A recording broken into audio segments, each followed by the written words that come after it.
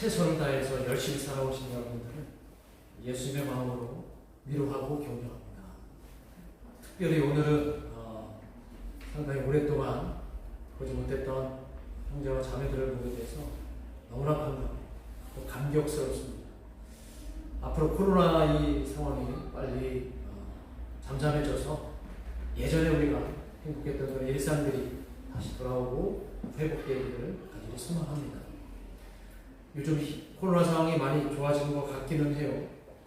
국내 그 확진자 수가 상당한 정도로 줄어든 것은 틀림없는데, 그래서 그런지 그동안 뭔가 마음들이 갇혀 있다고 생각을 했는지 이번 황금 연휴를 맞이해서 사람들이 자연으로, 물로, 바다로 이렇게 마구 떠나는 걸 보면서 새삼 느껴봅니다. 자유라고 하는 게 얼마나 소중한가. 우리가 마음껏 움직이고 활동할 수 있는 것이 얼마나 소중한가 다시 한번 느끼게 됩니다. 그래도 우리가 방심하면 안 됩니다. 방심은 금물입니다. 그래서 왜냐하면 지금은 괜찮아진 것 같지만 자칫 방심했다가 또다시 많은 사람들이 위험에 노출될 수 있기 때문이죠. 나의 이기심 때문에 다른 사람들의 안전과 생명을 위협한다는 것은 대단히 무책임한 행동이라고 생각해요. 나의 이기심 때문에 그런 것은. 그래서 우리는 다른 사람들을 항상 늘 소중하게 여길 수 있는 마음이 필요합니다. 우리 교회가 특별히 지향하는 가치들이 있는데, 우리 교회의 핵심 가치는 뭐냐면 사람을 소중히 여기는 그런 것입니다. 여러분들 다 동의하시나요? 사람을 소중히 여기는 그 생각이 우리 교회의 핵심 가치라고 저는 믿고 또 여러분과 함께 이 사역을 감당하고 있다고 생각합니다. 그래서 하나님이 우리에게 주시는 그 창조적인 수, 그것은 생명을 우리에게 의미하고, 또한 그 생명을 가지고 다른 사람들과 평화로운 쉼, 그것을 누리는 것이 오늘 우리를 향하신 하나님의 뜻이기도 하다는 것이죠. 이것은 하나님의 한 영혼을 천하보다 귀하게 여기시는 뜻이기도 하며 예수님께서 우리에게 보여주신 가르침의 핵심이기도 하다는 것입니다. 오늘은 특별히 교회, 우리 한국 교회력에 의하면 어린이 주일로 우리가 지키고 있는 날이에요. 그래서 5월 첫 주는 어린이 주일로 지키고 있는데, 이 어린이들은 우리에게 특별한 의미가 있죠. 우리가 이 땅에 살다가 사라지고 나면 이 남은 어린이들이 그 이후에 이 미래를 책임져야 될 그런 주인공들이기 때문이죠. 그런데 그 아이들에게 어른들이 위험한 요소들만 잔뜩 남겨놓고 사라지면 어떻게 하겠어요? 그래서 이 아이들이 더 이상 불안해하지 않고 미래 세대가 살아갈 수 있도록 우리 그리스도인들이 먼저 노력하면 좋겠다, 그런 생각을 이번 어린이 주일을 통해서 다시 한번 생각해 보았으면 좋겠습니다. 그래서 우리 수면식 공동체는 이렇게 아이들과 함께 사람을 살리는 그런 가치를 지향하는 교회, 그리고 오늘 본문을 통해서 사람을 어떻게 살리려고 하셨는지 예수님의 그 행적을 통해서 함께 나눠보려고 합니다. 우리가 지난주에는 예수님의 부활에 대해서, 지난주가 우리가 부활주일로 됐죠. 예수님의 부활에 대해서 함께 나눴어요. 그러니까 성경의 약속대로 예수님은 부활하셨고, 그리고 이 세상에 남겨진 자들을 통해서, 특히 제자들을 통해서 예수님은 다시 우리가 처음 시작했던 곳에서 만나자고 하셨어요. 그곳이 어디였어요? 그곳이 어디였나요? 갈릴리였죠. 그러니까 갈릴리에서 제자들과 하나님 나라의 운동을 시작하셨고, 그리고 부활하신 이후에 그간의 제자들의 실패를 다시 회복하는 측면에서 갈릴리에서 다시 그들과 만나자고 하셨던 것이 지난주에 우리가 본문이었습니다. 처음 그들이 만났고 다시 그들이 만나야 할 곳이 바로 갈릴리였다라고 하는 사실입니다. 그리고 그곳은 새로운 시작을 우리에게 알려주는 곳이죠. 그래서 그리스도인들은 바로 그곳을 주목해야 된다고 생각해서 바로 갈릴리에 오늘 주목하려고 합니다. 앞으로 예수님께서 제자들과 시작하신 바로 그리스도 공동체가 열심히 활약했던 그 갈릴리 지역에서 어떤 일들이 벌어졌는지 함께 나눠보려고 하는데, 오늘 그 첫 시간으로 왜 하필이면 예수님은 처음부터 갈릴리에서 이 놀라운 사역을 시작했을까를 함께 나눠보려고 합니다. 자, 갈릴리는 우리 장로님 이스라엘에 몇 번 다녀오셨어요? 2번 다녀오셨나요? 2번 다녀오셨어요. 여러분들은 어떻게 갈릴리 이스라엘에 다녀오신 분들 저 말고 혹시 여러분들 중에 계신가요? 없죠. 장로님에게 자연스럽게 여쭤보겠습니다. 갈릴리가 이스라엘 지도상의 남쪽에 있나요? 북쪽에 있나요? 북쪽? 남쪽에 있나요? 갈릴리가? 북쪽에 있죠. 북쪽에 있어요. 국경지대. 그러니까 이스라엘 지도의 국경지대, 이스라엘 지도상에는 북쪽에 위치한 지역이죠. 그리고 그 지역에 나사렛이라는 동네가 또 있죠. 그 나사렛은 여러분들이 잘 아듯이 예수님이 자라시고 또 그곳이 고향입니다. 자, 예수님이 30쯤 청년 예수로 당시에 대중들에게 열렬한 지지를 받고 있었던 세례 요한을 만나러 떠납니다. 그리고 그 세례 요한의 세례를 받기 위해서 요단강으로 가십니다. 당시에 이스라엘의 회개운동을 열심히 펼쳤던 이 세례 요한이 예수님에게 세례를 주시는 그 순간 하늘이 열리고 하늘에서 너는 내 사랑하는 아들이라 이런 음성을 예수님이 들으십니다. 그리고 예수님은 하나님의 아들이심을 스스로 확인하십니다. 그리고 예수님은 성령의 이끌심을 받아서 광야로 나가시죠. 거기서 40일 동안 금식하시고 그리고 시험의 과정을 거치십니다. 그리고 나서 예수님은 어디로 가시냐면 갈릴리로 가십니다. 예수님이 갈릴리로 되돌아오시는 그 시점이 바로 공교롭게도 이 세례 요한이 헤롯에게 붙잡혔을 때와 겹치는 거예요. 이제 세례 요한이 물러나고 새로운 이스라엘의 회개운동을 펼치시는 예수님이 갈릴리로 돌아가셨다는 거예요. 자, 갈릴리로 다시 돌아오신 그 청년 예수는 하나님의 나라, 하나님의 복음을 전파하기 시작을 합니다. 이 복음이라는 것은 하나님이 우리 이 땅에 주시는 기쁜 소식입니다. 그리고 그 복음의 핵심은 바로 하나님의 나라예요. 그리고 그 하나님의 나라가 이 땅에 임했고 그 하나님의 나라를 예수님이 열기 시작했다라는 것이 복음입니다. 바로 그 나라는 인간의 기존 질서, 그걸 완전히 바꿔버리는 역사이고 이제 악이 사라지고 정의가 실현되는 바로 새로운 나라이죠. 사랑과 평화로 가득한 세상, 바로 그것이 하나님의 통치로 이루어지는 하나님의 나라, 그것이 복음의 시작을 알리는 갈릴리에서의 첫 예수님의 사역이었습니다. 예수님은 사람들에게 회개를 외쳤습니다. 그리고 그들에게 그 세계를 외치는 이유는 너희들이 지금까지 전부라고 여겼던 너희들만의 그 세상에서 이제 눈을 돌려서 하나님이 구상하시는 새로운 나라, 새로운 세상을 바라보라고 하시는 것이 바로 회개운동이에요.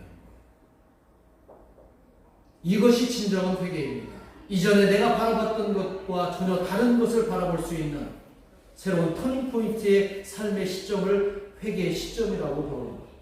이렇게 외쳤던 이가 바로 청년 예수였고 그 장소가 어디였어요? 바로 갈릴리였다라는 겁니다. 그럼 왜 이 외침이 갈릴리에서 울려 퍼져야만 했던 걸까요? 이스라엘의 수도가 어디예요? 예루살렘이잖아요. 이 예루살렘이 오히려 이 하나님의 복음을 외치는 바로 첫 번째 장소가 되면 안 되는 거였을까요? 왜 갈릴리였을까요? 오히려 예루살렘에는 하나님을 예배하는 화려하고 웅장한 성전이 있는 곳, 그리고 그곳에는 늘 거룩한 모습의 종교 엘리트들이 넘쳐나는 그곳, 그리고 이스라엘의 경제 대부분을 책임지는 다수의 부자들, 엄청난 부자들이 모여있던 바로 그곳에서 왜 하나님의 나라 복음을 시작하지 않고 왜 하필 아무도 주목하지 않는 갈릴리를 예수님은 주목하시고 거기서 출발하셨던 걸까요? 지난주에 잠깐 제가 말씀드렸지만 기억하시는지는 모르겠지만 이 갈릴리라고 하는 장소의 의미가 굉장히 있습니다. 우리가 상상할 수 없을 만큼 그 갈릴리는 엄청난 상처와 아픔이 스며 있는 곳이 바로 갈릴리라. 그래서 그 아픔이 도대체 뭐가 있는지 한번 제가 세 가지로 한번 정리를 해봤는데요. 첫 번째는 갈릴리에는 경제적인 아픔이 너무 컸던 곳입니다. 경제적인 아픔. 자, 이스라엘 지도를 보면은 제가 뭐라고 그랬어요? 갈릴리가 어디 위치했다고 그랬어요? 자, 북쪽에 위치했다고 그랬어요. 그런데 우리 장로님 이스라엘 다녀오셔서 알겠시겠지만 이스라엘 전체 대부분이 어떤 지역이에요? 네, 아주 비옥한 토양이 나라인가요? 거의 다 광야고 사막 지역인데 유일하게 이 갈릴리 지역에는 물이 있고 나무가 자라는 곳이에요. 물이 있으니 나무가 당연히 자라겠죠. 물과 숲이 있는 곳이었고 물이 있으니 나무가 자랄 수 있으니까 그곳에는 농업이나 어업이 가능했던 곳이었습니다. 그런데 이 이스라엘이 북쪽에 위치해 있다 보니까 이방 나라와 접경지에 있는 곳이에요. 그리고 특히 로마의 경제적인 착취가 매우 심했던 곳이 바로 갈릴리였습니다. 농산물과 해산물의 이 로마는 높은 세금을 매겨서 사람들에게 너무 힘든 경제 생활을 할 수 있게 만들었어요. 아주 힘들게 했어요. 그들의 경제적인 착취로 그들은 늘 궁핍하게 살았던 곳이 바로 갈릴리 지역이었어요. 농업이나 어업을 통해서 많이 생산을 많이 하더라도 많은 곳으로 착취해 갔기 때문에 그들은 늘 굶주리며 힘든 삶을 살아갈 수밖에 없었습니다. 그래서 그들에게는 정의로운 세상을 계속 꿈꿔왔던 곳이 바로 갈릴리였고 이곳에서 바로 로마에 저항하는 저항운동이 일어나기도 했던 곳이 바로 갈릴리였습니다. 그렇지만 어떻게 로마에 저항하는 순간마다 그들은 비참한 최후를 맞이했고 아주 처참한 상황을 맞이했던 아픈 곳이었어요. 자, 두 번째로 갈릴리에는 폭력의 아픔이 있었던 곳이에요. 너무나 국경 주변에 있기 때문에 너무나 외침을 많이 받았어요. 주변에 있는 나라들, 이방 나라들이 심심하면 갈릴리로 쳐들어와서 약탈하고 사륙하고 도륙하고 그랬던 곳이 바로 갈릴리였습니다. 그래서 그들은 늘 언제 적들이 쳐들어올지 몰라서 불안한 삶을 살아가던 그런 일상이었습니다. 그래서 그들의 소원은 뭐였냐면 우리 갈릴리가 평화로웠으며 하는 그런 마음들이 늘 있었던 곳이에요. 자, 마지막으로 갈릴리 그 땅의 아픔은 지독한 차별이었습니다. 지독한 차별. 자, 외침이 많이 있었고 이방인이 자주 그곳에 머물다 보면은 자연스럽게 어떤 현상이 벌어질까요? 그 지역 주민들과 외부에서 들어온 사람들과 자연스럽게 혼인관계가 맺어지거나 피가 섞이고 막 그런 현상이 나타나겠죠. 그러면서 그들의 그 언어 사용도 상당히 달라졌습니다. 그러니까 이스라엘의 수도인 예루살렘에서 쓰는 그 표준어와 이 갈릴리에서 사용하는 이 언어가 사투리가 너무나 달라서 이 예루살렘 사람들은 그 갈릴리 사람들을 아주 심하게 조롱하고 비하시켰어요. 저들은 피의 순수성이 없는 우리 동족이지만 동족 아닌 사람입니다. 이렇게 여길 정도로 갈릴리 사람들을 차별했던 거예요. 그들은 유대교의 정성을 쏟지 않는 이방에 가까운 자들이라고 차별했습니다. 그들은 그저 농사나 지을 줄 알고 물고기나 잡는 아주 비루한 인생들이라고 취급을 했습니다. 요한복음에 보면 오죽하면 이런 말이 나오잖아요. 나사렛에서 무슨 선한 것이 나겠느냐 이런 말 들어보셨죠? 나사렛, 갈릴리 그 지역에서 무슨 선한 게 나겠느냐라고 하는 그런 의식들이 바로 예루살렘 사람들의 의식이었다라는 엄청난 차별을 받고 있었습니다. 이렇게 갈릴리는 심한 인종차별과 지역차별을 받고 있는 아픔이 서려 있는 곳입니다. 이런 곳에서 청년 예수가 하나님의 복음을 사람들에게 외치기 시작합니다. 경제적인 착취와 군사적인 억압 그리고 심지어 동족에게 멸시받는 그런 차별을 당하는 그곳에서 예수님은 하나님의 복음을 선포하기 시작했고 그리고 그와 함께 이 놀라운 위대한 일을 함께 일할 제자들을 부르신 곳이 바로 갈릴리라는 것입니다. 그들과 함께 하나님의 기쁜 소식인 하나님의 나라를 그곳에서 전하기 시작한 거예요.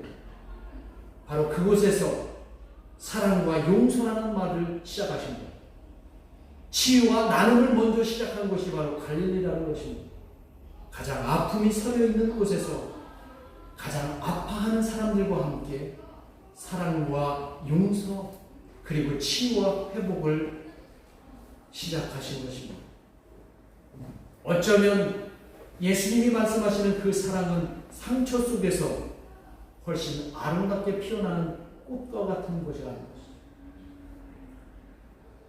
여러분, 아무리 별 볼 일 없는 캠페인 운동을 벌이더라도 사람들이 없으면 불가능하죠. 그렇죠?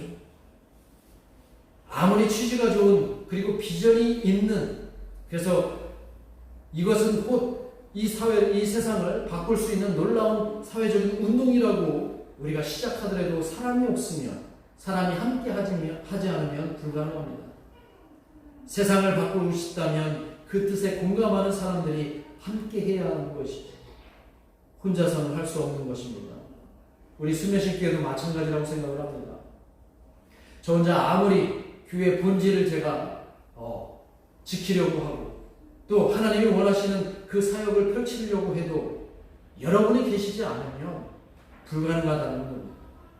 이웃에게 아무리 선을 행하고 하나님의 의를 세상에 온전히 실천하기 위해서 저 혼자 아무리 발버둥을 쳐도 불가능하고 오직 여러분과 함께 할 때 가능하다는 것이죠. 마찬가지로 예수님도 2000년 전에 이 위대한 일에 함께 하실 사람이 필요하셨던 것입니다.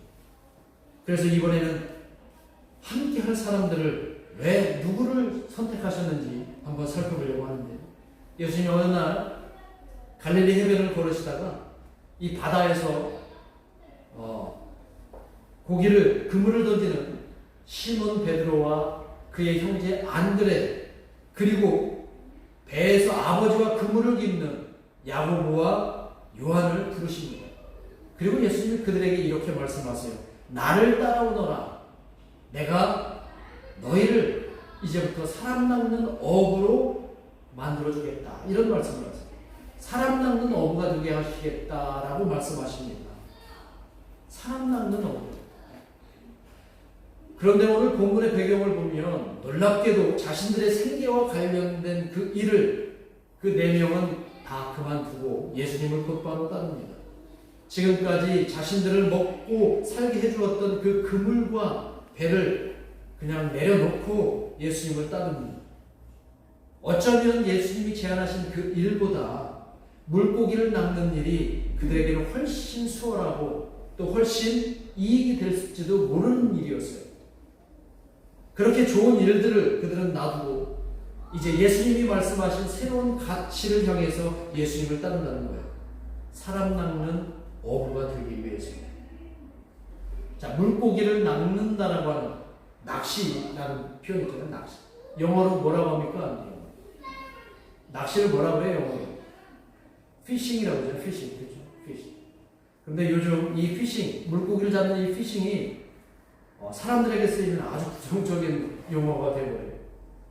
어떤 용어가 있냐면 보이스 피싱이라는 말이 있죠. 보이스 피싱. 보이스 피싱이 뭐 하는 겁니까? 혹시 보이스 피싱 당해보셨나요? 제 주변에 예전에 보니까 보이스 피싱 당해갖고 돈을 뭐 한 1000만 원대 이상을 막 뺏긴 사람들이 있고 엄청난 손해를 당한 사람도 있고, 이 보이스 피싱은 이 말로, 전화로 다른 사람을 속이고 그 사람에게 이익을 착복하거나 착취하는 것을 보이스 피싱이라고 하죠. 돈을 갈취하는 것이 보이스 피싱인데 이 보이스 피싱 때문에 사람들이 많이 힘들어하거나 어떤 사람들은 극단적인 선택을 하는 경우도 보았습니다. 요새 또 문자로 그 피싱하는 걸 뭐라고 그래요? 문자로. 스미싱인가 뭐 그렇게 얘기해요. 스미싱. 여기서 말하는 것은 분명히 사람을 낚는 건데 이 낚는 걸 뭘로 낚는 거냐면 거짓말과 사기로 자신의 이익을 위해서 상대방을 착취하기 위해서 낚는 거예요. 이 피싱은 오늘 예수님이 사람을 낚는 어부, 사람을 낚겠다고 하신 그 피싱하고는 다른 피싱이에요. 부정적인 이 피싱으로 최근에 멀쩡한 사람들을 이상한 말이나 이상한 교리로 구렁텅이에 빠뜨리는 그런 사람들이 있어요, 없어요? 있죠. 신천지나 이단 같은 사람들이 그런 예가 아닐까 생각합니다. 오늘 말씀드리는 살아남는 어부의 이 피싱은 그런 게 아니라 베드로와 안드레, 야고보를 통해서 사람을 살리는 업, 가난과 질병, 억압에서 고통당하는 사람들을 끌어올리는 그런 피싱, 그런 업으로 부르셨다는 것입니다. 하나님의 나라를 채울 사람들을 모으기 위해서 그 4명을 부르신 것입니다. 요즘 코로나 위기 때문에 최일선에서 이 위기 극복을 위해 제일 애쓰는 사람들이 누굽니까? 누구예요? 정부일까요? 물론 정부도 뭐 열심히 하고 있지만 제일 애쓴 사람들은 제가 볼 때 많은 사람들이 칭찬하듯이 의료진들 같아요. 의료진. 자, 그래서 그들을 칭찬하는 여러 챌린지들이 막 요새 있는 것 같아요. 자, 그들이 왜 칭찬받을까요? 그들이 칭찬받는 이유가 뭔가요? 그들은 사람을 살리는 일에 적극적으로 헌신하고 봉사했기 때문이 아닐까요? 그래서 요즘 뭐 유행하는 수어가 있다고 해요. 한번 볼까요? 우리도 한번 이 코로나 위기를 잘 극복하게 최일선에서 노력하고 있는 의료진들을 향해서 한번 해봅시다. 자, 이게 수어래요. 수어. 한번 해봅시다. 수어. 여러분의 덕분입니다. 이렇게 한번 해보세요. 의료진들에게. 자, 마찬가지로 당시 갈릴리 상황처럼 오늘날 많은 사람들은 힘들고 어렵게 살아갑니다. 그들을 살리는 역할이 바로 예수님의 제자들이라는 거예요. 그리고 저와 여러분들이 바로 그 제자들로 부름을 받았고 교회가 바로 그 제자들의 모임인 것을 기억하시기를 바랍니다. 절대 잊어서는 안 되는 거죠. 예수님의 제자로 부름받았다는 것만으로도 우리는 놀라운 축복을 받은 겁니다. 지금은 고인이 되셨는데요. 한국 기독교의 경종을 울려주셨던 고 김재준 목사님은 평소 생활 좌우명이 있었는데 여러 개가 있었는데 그 생활 좌우명을 늘 실천하면서 살아가셨는데 그 중에 하나가 제 마음에 와닿은 게 있어서 소개합니다. 어떤 내용이냐면 버려진 물건, 버려진 인간에게서 쓸모를 찾아본다. 이런 말.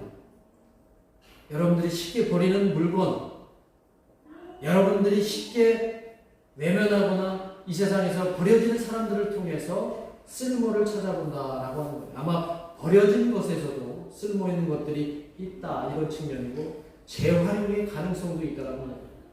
자, 오늘 본문에 등장하는 4명의 제자가 있습니다. 그런데 솔직히 이들의 면면을 보면 당시나 지금이나 보면 뭐 그렇게 뛰어난 사람들이 아니에요. 아주 별로인 사람들이죠. 어쩌면 세상이 거들떠보지 않을 만큼 그렇게 뭐 대단한 사람들이 아닙니다. 심하게 표현하면 허접한 사람들이라고 얘기할 수도 있을 거예요.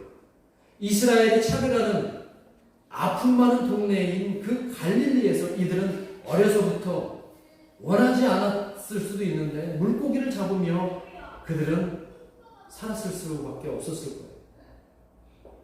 그냥 그들은 매일같이 갈릴리 호수에 나가서 물고기를 잡아서 많이 잡으면 집에 와서 풍성한 식탁으로 그냥 그날그날 자족하며 살아가는 그런 이들이었는지도 모릅니다.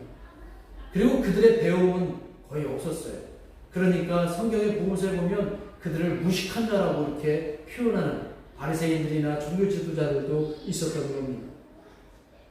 왜냐하면 그들에게 배울 기회가 없었기 때문이죠. 그런데 왜 예수님은 그런 그들을 부르셨을까? 얼마든지 뛰어난 사람들, 잘 나가는 사람들도 있었을 텐데 왜 그들을 부르셨을까? 예수님은 그들의 외모가 아니라 그들이 가진 정서와 그들의 순수한 마음을 오히려 보고 그것을 장점으로 삼아서 부르신 건 아닐까 생각을 해봅니다. 그것이야말로 진정으로 가능성이기 때문이라는 거죠. 그들은 아픔과 상처가 많은 갈릴리에서 나고 자랐습니다. 그래서 어쩌면 세상의 아픔을 쉽게 공감할 수도 있을 거예요.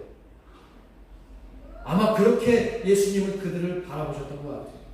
세상 곳곳에 갈릴리의 상황과 비슷하게 살아가는 힘들고 어렵게 살아가는 사람들의 마음을 진정으로 보듬어 줄 수 있는 조건이야말로 그들이 갖고 있는 건 아닐까? 예수님은 그렇게 그들을 바라보셨던 건 아닐까요? 아무것도 아닌 그들이 이 온 세상을 품을 수 있도록 이 우주적인 세계관을 그들에게 갖게 하셨다면 아마 누구라도 예수님의 그 부르심에 바로 따를 수밖에 없는 것 아닐까 생각을 해봅니다. 세상에 희망과 용기를 주는 사람들은 정말 대단한 사람들이 아니라는 것을 오늘 우리에게 보여주고 있는 거예요. 어쩌면 아주 평범하고 소박한 사람들이 오히려 사람들에게 꿈과 희망을 안겨주는 것 같습니다. 아무것도 내세울 것 없는 그들로 하여금 이 엄청난 계획을 실행하시는 예수님께서는 아마 다 계획이 있으셨던 것 같아요. 이것이 바로 하나님 나라의 역설이고 이것이 바로 하나님 나라의 역습이라고 하는 거예요. 저와 여러분도 마찬가지입니다. 저와 여러분이 대단히 잘나고 똑똑해서 예수님의 부르심을 받은 게 아니라는 것을 기억했으면 좋겠습니다. 저와 여러분이 굉장히 똑똑하고 굉장히 위대해서 이 자리에 있는 것이 아니라 어쩌면 허점투성이에다 부족한 것이 너무나 많아서 예수님을 통해 부름받은 것은 아닌가. 그리고 우리를 통해서 우리보다 더 어렵고 힘든 이들의 진정한 친구가 되라고 우리를 부르신 것은 아닌가. 그렇게 생각을 해봅니다. 이런 차원이라면 솔직히 저는 여러분들보다 훨씬 더 많이 부족하고 더 많이 나약한지도 모르겠습니다. 많이 부족한 우리를 이렇게 쓸모있다 여기신 것은 그저 하나님의 은혜인 것이고 예수님의 은혜로운 부르심인 것. 부족한 우리와 이 세상 끝날까지 함께 하시겠다고 그래서 사람을 죽이는 피싱이 아니라 사람을 살리는 그런 피싱으로 아름다운 사람 낚는 업의 삶을 우리 주님께서 살게 하신 줄 믿습니다. 그리고 우리에게 오늘 이 시간에 하나님께서 이루시고자 하는 이 땅의 평화를 위해서 사용하시는 줄 믿습니다. 이제 말씀을 맺겠습니다. 위대한 교사는 사람에게 꿈과 위대한 영감을 준다는 말이 있어요. 잘 가르치고 지식을 전하는 교사가 위대한 교사가 아니라 사람에게 꿈과 위대한 영감을 주는 그런 교사가 위대한 교사라고 말들이 있어요. 예수님이 바로 우리에게 그런 위대한 교사가 아닌가 생각을 합니다. 지금까지 나는 세상에 아무것도 아니며 마치 버려진 존재처럼 살아왔다면 이제 그 생각을 버리시고 사람 낚는 업으로 나를 부르신 그 예수님의 놀라운 계획하심에 저와 여러분의 삶을 맡기시면 어떨까 감히 여러분에게 부탁을 드립니다. 오늘은 어린이 주일인데 바로 여러분들이 이제는 아이들의 위대한 교사가 되셔서 사람을 낚는 어부, 사람을 살리는 인생으로 아이들을 잘 살아갈 수 있도록 우리 주변의 어린애들에게 몸소 위대한 교사로서의 삶을 또한 살아가시기를 간절히 축원합니다. 기도하겠습니다.